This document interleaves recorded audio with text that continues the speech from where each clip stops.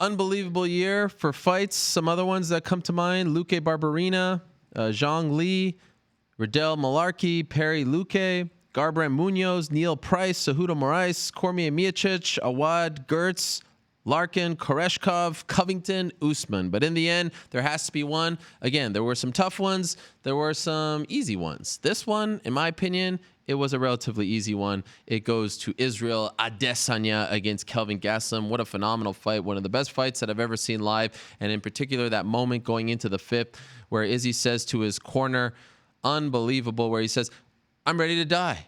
And I told you about that round. That won our round of the year. We told you about that earlier in the show. Unbelievable what he did in that fifth round, in the final moments of that fight, the championship moments of that fight, sealing the deal.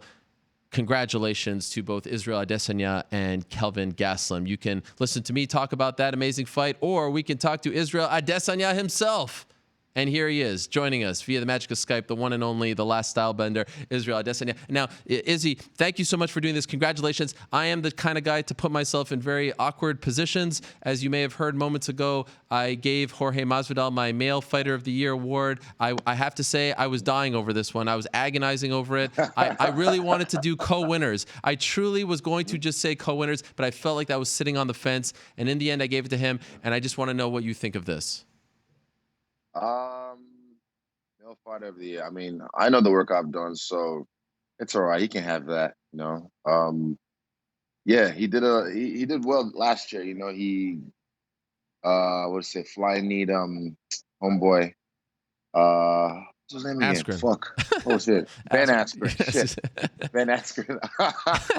He need Ben Askren in the face. He beat Nate Diaz for the BMF belt.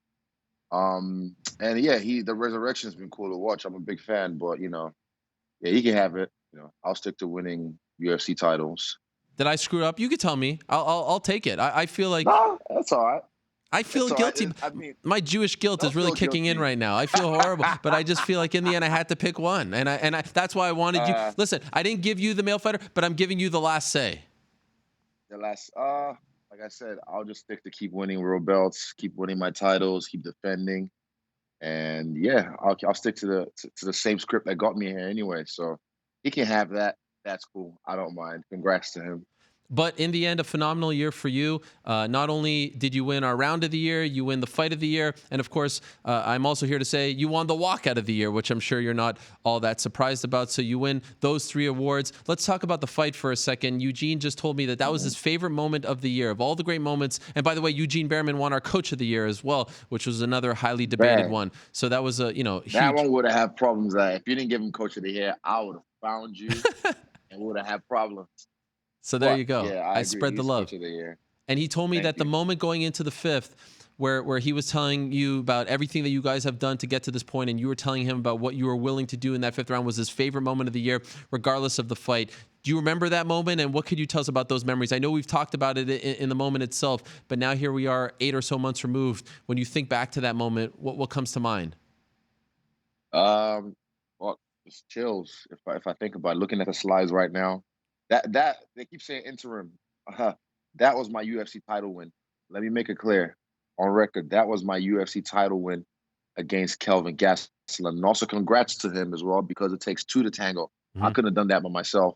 So congrats to him as well for being a good dance partner to create such an epic moment in history. Like that fight was a movie, you know, just the back and forth and the line I said to him, you know, across the cage before that fifth round, and what ensued afterwards. But yeah, that was my UFC undisputed world title win. And my fight in Melbourne, that was my first title defense. I finally got my plaque back from the UFC, and they have 2 rubies on there. So I've got my title win and my title defense. Because if I didn't have 2 rubies, we would have had problems. I would have went on Keanu Reeves. I would have went on John Wick on some people. Have you ever been pushed to the limits like that in your career? Not just MMA, kickboxing. You've never felt that before, right? What you felt in that fifth round? Not like that. No, not like that. Like I've gotten hints in training to. I've been in training like for the silver fight. There was a point when I was doing my VO2 max that usually was like, pick him up, get him to the bike. And I was trying to get up, and then Carlos and BJ and John all come grab me and put me on the bike.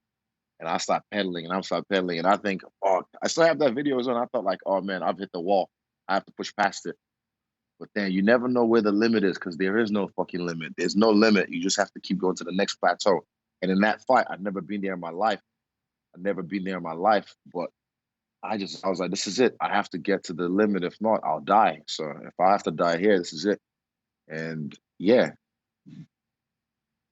You know, the amazing thing about you is I've been asking this question all show long. I've been asking people this time last year, did you expect to be in the position that you are now? To the award winners, to people like Masvidal and whatnot. With you, I feel like I don't even have to ask that question because I feel like you did expect all of this. You called all of this. You foresaw all of this. You were the one saying, I remember you were on this show last year. I don't know if you remember when you won the Breakout Fighter of the Year and you're like, yeah, Breakout's cool. I'm going to win, a male fight. I'm going to be champion by the end of the year. I'm going to beat Anderson Silva, who was prior to that fight. So you envisioned all of this. So then let me ask you, what are you envisioning for 2020? Do you already have the map laid out? Do you already have the game plan? I have my first guy on the chopping block. That's Yoel.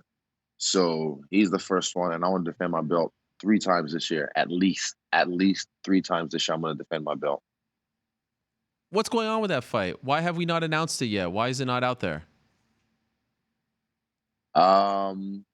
What's going on? There's the other battles that happen behind the scenes, but the fight's done. I literally just got to the gym now. I'm about to get some work in. So yeah, make no mistake, I'm still putting work in. I'm still getting ready for my second title defense against a veteran in the game, a veteran in the wrestling, tough motherfucker, the boogeyman of the division, the guy no one calls out except Stylebender.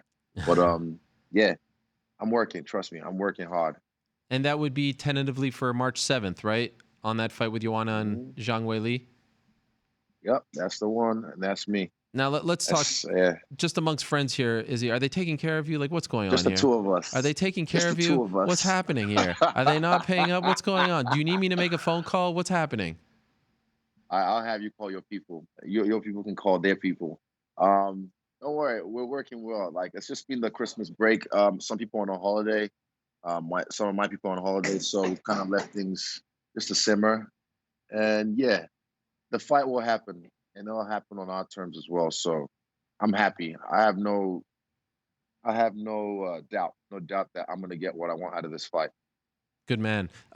Do you feel like 205 is at all a possibility this year, or that's still 2020? That's still part of the plan for 2021, I should say. It's not out of the question. It's not out of the question. I don't have to. Everyone thinks that, oh, how's he going to get to 205? He's going to have to jack up and put muscle on. I fought at heavyweight when I was weighing at like 87 kgs, 88 kgs. No, these guys were weighing 100 plus. It's in kickboxing. I fought Brian Minto, a boxing world champion, former world champion. I fought him at heavyweight when I was weighing like 92 kgs. So this is nothing new to me. For me, this is just another day in the office. It's another code I have to do with that. I did it in boxing. I did it in kickboxing. I have to do it in MMA now. And look, if Dom takes out John, that makes no difference. What I said is going to happen is still going to happen in 2021. 205, I might do. Edison did that against. He did that against James Irvin. Yes. Yeah, he did that. Just a little tease. But I don't know. We'll see. We'll see what the landscape of the year shows us. So yeah. It's not out of the question, but I'm focused on my division. Will 2020 be a disappointment for you if you don't get your hands on Paulo Costa? Does that fight need to happen? Yes, I want that fight to happen, but I wouldn't say it's a disappointment, but I want that fight to happen. I need that fight to happen. I want that fight to happen because I want it. I don't need anyone. Yeah, it's just, he did what he did. He hurt himself, allegedly. And yeah, now he can't fight for, I don't know, maybe 7 more months. I'm not sitting around waiting for this wannabe to get better and then come see me. So yeah, I picked on the next guy no one wants to call out, and that's Yoel Romero. And we've got a lot of killers in this division. Like I said, the dark horse of the division is Jared. So yeah, I just have to do one fight at a time. Yep. This is how you get there. You take it one moment at a time, one fight at a time. Like, it's cool to look future, and as I do, I get my dad so raven on. I look in the future and I see what's ahead in the horizon. But I always stay focused. I always stay focused and in the moment. But yeah, it'll be nice. Let's end on this one because you did win the walkout of the year. There were a lot of great choices, especially in Ryzen and overseas. Bellator had some great ones, but no one made headlines with his walkout quite like you. I mean, it was so fresh. It was so much fun. People were talking about it afterwards. It really did make an impact. let me ask you, when you go to Vegas on March 7th, if they get that one done, if they pay you what you're worth, what you are deserving of, will we see something like this? Should we expect something like this? Expect the unexpected when it comes to me. Expect the unexpected. So I know this walkout was magical, was special, was beautiful because people didn't expect it. The place went dark. And before you know it, there's all these ninjas in the front of the tunnel, and they're like, "What are they doing? How are they? Oh shit! What?" And I come through and I fucking kill the show. You know. And that's another thing, motherfucker said. John Jones, motherfucker Jones. He's like, well, I mean, when I'm done, I'm glad people can remember my accolades rather than my walkout. It's like, shut the fuck up. People are gonna remember you because you're a drug cheat. You're a steroid cheat. That's what they're gonna remember. All the shit you've done after Shogun, no one really cares anymore because they know you cheated. You popped on the same month as your brother in 2016. You know, that's all they're gonna remember. So my walkouts are gonna be even greater than his whole career. And like I said, I'm only just getting started. I'm fucking nearly 2 years in the UFC. As I said, I'm just only coming up 2 years in this fucking company. Imagine what I'm gonna do in the next 5, in the next 6, 7 years. I'm only 2 years in. He's already a boomer. He's old. He's washed. So, yeah, walkouts to knockout. You're welcome. Izzy, congratulations, my man. What a year for you. I'm getting flashbacks of us talking about this last year, and I can't wait to see what you do in 2020. You're always gracious, especially early in the morning over there. Well done, my friend. As you walk off here, well done. That was great stuff. I appreciate it. Light work. L'chaim, my friend. As always, l'chaim. L'chaim to you, too. About to get some work in now for everybody else. There they are. Much love, Izzy. Easy as. We'll talk to you soon. Hello, everyone. It's Ariel Helwani. I just came here to thank you for watching our ESPN YouTube channel. It's the best. You know what else is the best? The ESPN app. You can get highlights, analysis, all that stuff and more. And if you want premium content and live streaming sports, there's only one place for all of that. It's ESPN Plus.